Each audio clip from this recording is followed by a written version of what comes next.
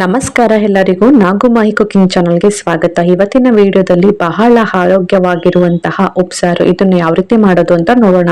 ನಮ್ಮ ಹಳ್ಳಿ ಶೈಲಿಯಲ್ಲಿ ಉಪ್ಸಾರು ಮಾಡಿ ತೋರಿಸ್ತಾ ಇದ್ದೀನಿ. ಸೊ ಬನ್ನಿ ಹಾಗಾದ್ರೆ ತಡ ಮಾಡ್ದೇನೆ ವಿಡಿಯೋನ ಶುರು ಮಾಡ್ಕೊಳ್ಳೋಣ. ನಾನಿಲ್ಲಿ ಒಂದು ಅರ್ಧ ಕೆಜಿ ಆಗೋಷ್ಟು ತೊಗರಿ ಕಾಳನ್ನ ತಗೊಂಡಿದ್ದೀನಿ. ಇವಾಗ ಸೀಸನ್ ಕೂಡ ಸ್ಟಾರ್ಟ್ ಆಗಿದೆ. ಎಲ್ಲಾ ತರದ ಹಸಿ ಕಾಳು ತರಕಾರಿಗಳು ಮತ್ತೆ ಹಸಿ ಕಾಳುಗಳು ಸಿಗುತ್ತೆ. ನಾನಿಲ್ಲಿ ಉಪಯೋಗಿಸ್ತಿರುವಂತದ್ದು ಹಸಿ ತೊಗರಿ ಕಾಳು. ನಿಮ್ಗೆ ಯಾವ ಕಾಳು ಬೇಕೋ ಅದನ್ನು ಕೂಡ ಮಾಡ್ಕೋಬಹುದು. ಇದರ ಕಾಂಬಿನೇಷನ್ ಆಗಿ ನಾನಿಲ್ಲಿ ನುಗ್ಗೆ ಸೊಪ್ಪನ್ನ ಉಪಯೋಗಿಸ್ತಾ ಇದ್ದೀನಿ. ನಾನಿಲ್ಲಿ 2 ಕಟ್ ಆಗುವಷ್ಟು ನುಗ್ಗೆ ಸೊಪ್ಪನ್ನ ನೀಟಾಗಿ ಬಿಡಿಸ್ಕೊಂಡು ತೊಳ್ಕೊಂಡು ಇಟ್ಕೊಂಡಿದ್ದೀನಿ. ಇವೆರಡನ್ನು ಉಪಯೋಗಿಸಿ ಯಾವ ರೀತಿ ರುಚಿಕರವಾದ ಉಪ್ಸಾರನ್ನ ಯಾವ ರೀತಿ ಮಾಡೋದು ಅಂತ ನೋಡ್ಕೊಳ್ಳೋಣ. ಸ್ಟವ್ ಆನ್ ಮಾಡಿ ಒಂದು ಕುಕ್ಕರ್ನ ಬಿಸಿ ಮಾಡಕ್ಕೆ ಇಟ್ಕೊಂಡಿದ್ದೀನಿ. ಕುಕ್ಕರ್ ಬಿಸಿಯಾಗಿದ ನಂತರ 1 ರಿಂದ 2 ಟೇಬಲ್ ಸ್ಪೂನ್ ಆಗುವಷ್ಟು ನಾನಿಲ್ಲಿ ಎಣ್ಣೆ ಹಾಕೊಂಡಿದ್ದೀನಿ. ಎಣ್ಣೆ ಬಿಸಿಯಾಗಿದ ನಂತರ ಒಂದೇ ಒಂದು ಈರುಳ್ಳಿನ ಈ ತರ ಚಿಕ್ಕದಾಗಿ ಕಟ್ ಮಾಡಿ ಹಾಕೊಳ್ತಾ ಇದ್ದೀನಿ. ಈ ತರ ತೊಗರಿ ಕಾಳನ್ನ ಒಗ್ಗರಣೆ ಹಾಕಿ ಮಾಡಿದ್ರೆ ಟೇಸ್ಟ್ ಅಂತೂ ಸೂಪರ್ ಆಗಿ ಕೂಡ ಇರುತ್ತೆ. ಇದ್ರ ರುಚಿ ಅಂತೂ ನೀವು ಯಾವತ್ತಕ್ಕೂ ಕೂಡ ಮರೆಯಲ್ಲ, ಅಷ್ಟು ಟೇಸ್ಟಿಯಾಗಿ ಕೂಡ ಇರುತ್ತೆ. ನೋಡಿ, ಈರುಳ್ಳಿ ಇಷ್ಟು ಫ್ರೈ ಮಾಡ್ಕೊಂಡ್ರೆ ಸಾಕು. ನಾವು ತೊಗರಿ ಕಾಳನ್ನ ತೊಳೆದು ರೆಡಿ ಮಾಡಿ ಇಟ್ಕೊಂಡಿದ್ವಲ್ಲ, ಇವಾಗ ಎಣ್ಣೆ ಜೊತೆಗೆ ಹಾಕೊಂಡು ಐ ಫ್ಲೇಮ್ ಅಲ್ಲಿ ಇಟ್ಕೊಂಡಿದ್ದು ಹಸಿ ಸ್ಮೆಲ್ ಎಲ್ಲ ಹೋಗ್ಬೇಕು.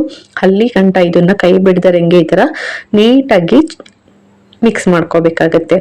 ಇದು ಹಸಿ ಸ್ಮೆಲ್ ಎಲ್ಲ ಹೋಗ್ಬೇಕು. ಅಲ್ಲಿ ಗಂಟ ಈ ತರ 2 ರಿಂದ 5 ನಿಮಿಷ ಈ ತರ ಚೆನ್ನಾಗಿ ಮಿಕ್ಸ್ ಮಾಡ್ಕೊಂಡ್ರೆ ಆಯ್ತು. ನೋಡಿ, ಪರ್ಫೆಕ್ಟ್ ಆಗಿ ಇವಾಗ ಇದು ಹಸಿ ಸ್ಮೆಲ್ ಎಲ್ಲ ಹೋಗಿದೆ. ಗಮ್ಮಂತನೂ ಕೂಡ ನಿಮ್ಗೆ ಫ್ಲೇವರ್ ಕೂಡ ಬರ್ತಾ ಇರುತ್ತೆ. ಅವಾಗ ಇದು ಪರ್ಫೆಕ್ಟ್ ಆಗಿ ಹಸಿ ಸ್ಮೆಲ್ ಎಲ್ಲ ಹೋಗಿದೆ ಅಂತ.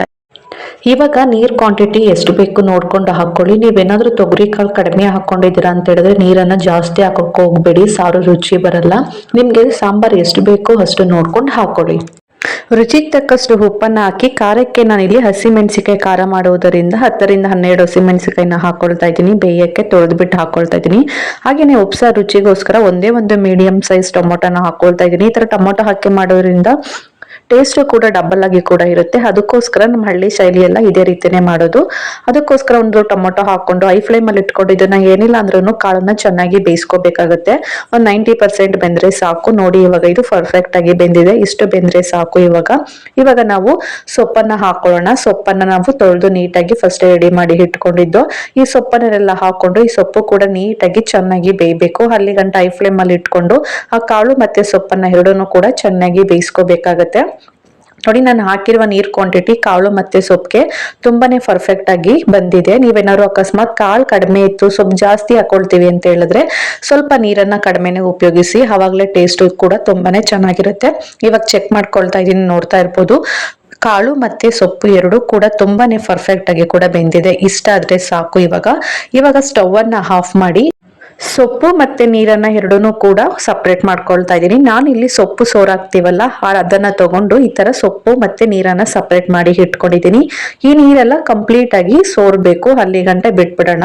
ನಾನು ಇವಾಗ್ಲೇನೆ ಖಾರಕ್ಕೋಸ್ಕರ ನಾನು ಸ್ವಲ್ಪ ನೀರನ್ನ ಹಾಕೊಂಡಿದ್ದೀನಿ, ಅಂದ್ರೆ ಉಪ್ಸಾರ್ ನೀರು. ಹಾಗೆ ನಾವು ಹಸಿಮೆಣಸಿಕಾಯಿನ ಬೇಯಕ್ ಹಾಕೊಂಡಿದ್ವಲ್ಲ ಅದನ್ನು ಸಪ್ರೇಟ್ ಮಾಡಿ ಇಟ್ಕೊಂಡಿದ್ದೀನಿ. ಇದ್ರ ಜೊತೆಗೇನೆ ಕಾಳು ಮತ್ತೆ ಸೊಪ್ಪನ್ನ ಹಾಕೊಂಡಿದ್ದೀನಿ. ಈ ತರ ಹಾಕಿ ಮಾಡೋದ್ರಿಂದ ಖಾರ ಮತ್ತೆ ಟೇಸ್ಟ್ ಅಂತೂ ಸಖತ್ತಾಗಿ ಕೂಡ ಇರುತ್ತೆ. ಇವಾಗ ಇದನ್ನ ಪಕ್ಕಕ್ಕೆ ಇಟ್ಟು ಒಗ್ಗರಣೆ ಮಾಡ್ಕೊಳ್ಳೋದ. ಸ್ಟವ್ ಆನ್ ಮಾಡಿ ಒಂದು ಬಾಂಡಿನ ಬಿಸಿ ಮಾಡಕ್ಕೆ ಇಟ್ಟು ಒಂದು 2 ಟೇಬಲ್ ಸ್ಪೂನ್ ಆಗೋಷ್ಟು ನಾನಿಲ್ಲಿ ಎಣ್ಣೆನ ಹಾಕೊಂಡಿದ್ದೀನಿ. ಎಣ್ಣೆ ಬಿಸಿಯಾಗಿದ್ದ ನಂತರ ಖಾರಕ್ಕೆ ಅನುಗುಣವಾಗಿ ಇಲ್ಲಿ ನಾನು ಒಂದು 7 ರಿಂದ 8 ಹಸಿಮೆಣಸಿಕಾಯಿನ ಹಾಕೊಳ್ತಾ ಇದ್ದೀನಿ. ಹಸಿಮೆಣಸಿಕಾಯಿನ ಎಣ್ಣೆಲಿ ಫ್ರೈ ಮಾಡ್ಕೋಬೇಕು, ಅವಾಗಲೇ ಖಾರವಾಗಿ ಕೂಡ ಇರುತ್ತೆ. ಈ ತರ ಫ್ರೈ ಮಾಡ್ಕೊಂಡಿದ ನಂತರ ನಾನಿಲ್ಲಿ 2 ರಿಂದ 3 ಈರುಳ್ಳಿನ ಮೀಡಿಯಂ ಸೈಜ್ ಈರುಳ್ಳಿನ ಈ ತರ ಚಿಕ್ಕದಾಗಿ ಕಟ್ ಮಾಡಿ ಹಾಕೊಳ್ತಾ ಇದ್ದೀನಿ. ಸ್ವಲ್ಪ ಈರುಳ್ಳಿ ಕ್ವಾಂಟಿಟಿನ ಜಾಸ್ತಿನೇ ಹಾಕೊಳ್ಳಿ, ಅವಾಗಲೇ ಟೇಸ್ಟ್ ಕೂಡ ಚೆನ್ನಾಗಿರುತ್ತೆ. ಈರುಳ್ಳಿನ ಹಾಕೊಂಡಿದ ನಂತರ ಒಂದ್ 2 ರಿಂದ 3 ನಿಮಿಷ ಈ ತರ ಚೆನ್ನಾಗಿ ಫ್ರೈ ಮಾಡ್ಕೊಳ್ಳೋಣ. ಸ್ವಲ್ಪ ಕರಿಬೇವನ್ನ ಹಾಕೊಂಡು ಹಾಗೇನೆ ಒಂದು ಅರ್ಧ ಕಪ್ ಆಗೋಷ್ಟು ತೆಂಗಿನಕಾಯಿ ತುರಿನ ಹಾಕೊಂಡು ಇವಾಗ್ಲೇನೆ ಚೆನ್ನಾಗಿ ಫ್ರೈ ಮಾಡ್ಕೋಬೇಕಾಗತ್ತೆ. ಇದನ್ನ ಜಾಸ್ತಿ ಬ್ರೌನ್ ಕಲರ್ ಬರಗಂಟ ಫ್ರೈ ಮಾಡೋದೇನು ಬೇಡ. ಈರುಳ್ಳಿ 50% ಬಂದ್ರೇನೆ ಸಾಕು. ಅದು ಸೊಪ್ಪು ಜೊತೆ ತಿಂತಾ ಇರ್ಬೇಕಾದ್ರೆ ಟೇಸ್ಟ್ ಇನ್ನೂ ಕೂಡ ಸಖತ್ತಾಗಿ ಕೂಡ ಇರುತ್ತೆ. ಇವಾಗ ಗ್ಯಾಸ್ ಅನ್ನ ಮೀಡಿಯಂ ಅಲ್ಲಿ ಇಟ್ಕೊಂಡು ನಾವು ಸೊಪ್ಪು ಮತ್ತೆ ಕಾಳನ್ನ ಸಪ್ರೇಟ್ ಮಾಡಿ ಇಟ್ಕೊಂಡಿದ್ವಲ್ಲ ಆ ಸೊಪ್ಪು ಮತ್ತೆ ಕಾಳನ್ನ ಹಾಕೊಂಡು ಇವಾಗ ಲೋ ಮೀಡಿಯಂ ಅಲ್ಲೇ ಇಟ್ಕೊಂಡು ಇದನ್ನ ಚೆನ್ನಾಗಿ ಎಣ್ಣೆಯಲ್ಲಿ ಫ್ರೈ ಮಾಡ್ಕೋಬೇಕಾಗುತ್ತೆ. ಇವಾಗ ಈ ಟೈಮಲ್ಲಿ ನಿಮ್ಗೆ ಏನಾದ್ರೂ ಉಪ್ಪು ಕಡಿಮೆ ಆಯ್ತು ಅಂತ ಹೇಳಿದ್ರೆ ಉಪ್ಪನ್ನ ಬೇಕಾದ್ರೂ ಸೇರಿಸ್ಕೋಬಹುದು. ಇಷ್ಟೇನೆ, ಇವಾಗ ಸೊಪ್ಪು ಕೂಡ ರೆಡಿ ಆಗಿದೆ. ಇವಾಗ ಸೊಪ್ಪನ್ನ ಆಫ್ ಮಾಡ್ಕೊಳ್ತಾ ಇದ್ದೀನಿ. ಇವಾಗ ಚಿಕ್ಕದಾಗಿ ಒಂದು ಖಾರನ ರೆಡಿ ಮಾಡ್ಕೊಳ್ತಾ ಒಂದು ಮಿಕ್ಸಿ ಜಾರಿಗೆ ಸ್ವಲ್ಪ ಕೊತ್ತಂಬರಿ ಸೊಪ್ಪನ್ನ ಹಾಕೊಳ್ತಾ ಇದ್ದೀನಿ. ಹಾಗೆಯೇ ನಾವು ತೆಗೆದು ಇಟ್ಕೊಂಡಿರುವಂತಹ ಸೊಪ್ಪು ಮತ್ತೆ ಕಾಳು ನೀರೆಲ್ಲ ಹಾಕೊಳ್ತಾ ಇದ್ದೀನಿ, ಹಸಿಮೆಣಸಿಕಾಯಿ ಎಲ್ಲಾನು. ಹಾಗೇನೆ ಒಂದೇ 1 ಟೇಬಲ್ ಸ್ಪೂನ್ ಆಗೋಷ್ಟು ತೆಂಗಿನಕಾಯಿ, 1 ಗೆಡ್ಡೆ ಬೆಳ್ಳುಳ್ಳಿ, ಸ್ವಲ್ಪ ಕರಿಬೇವು, ರುಚಿಗೆ ತಕ್ಕಷ್ಟು ಉಪ್ಪು, ಸ್ವಲ್ಪ ಹುಣಸೆಹಣ್ಣು, 1 ಟೇಬಲ್ ಸ್ಪೂನ್ ಆಗೋಷ್ಟು ಜೀರಿಗೆ, 1 ಟೇಬಲ್ ಸ್ಪೂನ್ ಆಗೋಷ್ಟು ಕಾಳುಮೆಣಸು ಹಾಕೊಳ್ತಾ ಇದ್ದೀನಿ.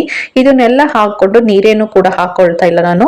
ಉಪ್ಸಾರಲ್ಲೇ ನೀರ್ ತಗೊಂಡಿದ್ನಲ್ಲ ಅದೇ ನೀರನ್ನ ಉಪಯೋಗಿಸಿಕೊಂಡು ನಾನು ಈ ಖಾರನ ರುಬ್ಕೊಳ್ತಾ ಇದ್ದೀನಿ. ನೋಡಿ ಎಷ್ಟು ಕಲರ್ಫುಲ್ ಆಗಿ ಘಮ್ ಅಂತ ಕೂಡ ಫ್ಲೇವರ್ ಬರ್ತಾ ಇರುತ್ತೆ. ಇವಾಗ ಈ ಖಾರ ಕೂಡ ರೆಡಿ ಆಗಿದೆ. ಇವಾಗ ಮತ್ತೆ ಸ್ಟವ್ ಆನ್ ಮಾಡಿ ನಾವು ನೀರನ್ನ ಸಪರೇಟ್ ಮಾಡಿ ಇಟ್ಕೊಂಡಿದ್ವಲ್ಲ ಅದನ್ನ ಇಟ್ಕೊಂಡಿದ್ದೀನಿ. ಅದಕ್ಕೆ ನಾನು ಇವಾಗ 2 ಟೇಬಲ್ ಸ್ಪೂನ್ ಆಗೋಷ್ಟು ಈ ಖಾರನ್ನ ಹಾಕೊಂಡು ಇದನ್ನ ಹೈ ಫ್ಲೇಮ್ ಅಲ್ಲಿ ಇಟ್ಕೊಂಡು ಏನಿಲ್ಲ ಅಂದ್ರೂ ಒಂದು 5 ರಿಂದ 7 ನಿಮಿಷ ಕುದಿಸ್ಕೋಬೇಕಾಗುತ್ತೆ. ನೋಡಿ ಇವಾಗ ಇಷ್ಟ ಆದ್ರೆ ಸಾಕು, 7 ನಿಮಿಷ ಆಗಿದೆ. ತುಂಬಾನೇ ಪರ್ಫೆಕ್ಟ್ ಆಗಿ ಉಪ್ಸಾಂಬಾರು ಕೂಡ ರೆಡಿ ಆಗಿದೆ. ಇವಾಗ ಸ್ಟವ್ ಅನ್ನ ಆಫ್ ಮಾಡಿ ಇದರ ಜೊತೆ ನಾನು ಬಿಸಿ ಬಿಸಿ ರಾಗಿ ಮುದ್ದೆ ಜೊತೆಗೆ ಸರ್ವ್ ಮಾಡಿ ತೋರಿಸ್ತಾ ಇದ್ದೀನಿ. ಈ ತರ ಹಸಿ ಖಾರ ಜೊತೆಗೆ ಈ ತರ ನುಗ್ಗೆ ಸೊಪ್ಪು, ತೊಗರಿ ಕಾಳನ್ನ ಉಪಯೋಗಿಸ್ಕೊಂಡು ಈ ತರ ಪಲ್ಯ ಮಾಡ್ಕೊಂಡು ತಿಂತಾ ಇದ್ರೆ ಸಖತ್ತಾಗಿ ಕೂಡ ಇರುತ್ತೆ. ನಾಲ್ಗೆಗಂತೂ ಒಂದೊಳ್ಳೆ ಊಟ ಅಂತಾನೆ ಹೇಳ್ಬೋದು. ಈ ರೀತಿ ಊಟ ದಿನ ಸಿಕ್ಕಿದ್ರೆ ಹೊಟ್ಟೆನೂ ಫುಲ್ಲು, ಆರೋಗ್ಯನೂ ಫುಲ್ಲು ಕೂಡ ಆಗಿರುತ್ತೆ. ಇವಾಗಿರುವ ವೆದರ್ಗೆ ಇದಕ್ಕಿಂತ ಬೆಸ್ಟ್ ಊಟ ಯಾವ್ದಿರುತ್ತೆ ಹೇಳಿ. ನೋಡಿದ್ರಲ್ಲ ಎಷ್ಟು ಸಿಂಪಲ್ ಆಗಿ ತೊಗರಿ ಕಾಳು ಮತ್ತೆ ನುಗ್ಗೆ ಸೊಪ್ಪನ್ನ ಉಪಯೋಗಿಸ್ಕೊಂಡು ಹಸಿ ಖಾರ ಮತ್ತೆ ಉಪ್ಸಾರನ್ನ ಯಾವ ರೀತಿ ಮಾಡೋದು ಅಂತ. ಈ ವಿಡಿಯೋ ಇಷ್ಟ ಆದ್ರೆ ಒಂದು ಲೈಕ್ ಮಾಡಿ, ಶೇರ್ ಮಾಡಿ, ಕಮೆಂಟ್ ಮಾಡಿ. Thank you.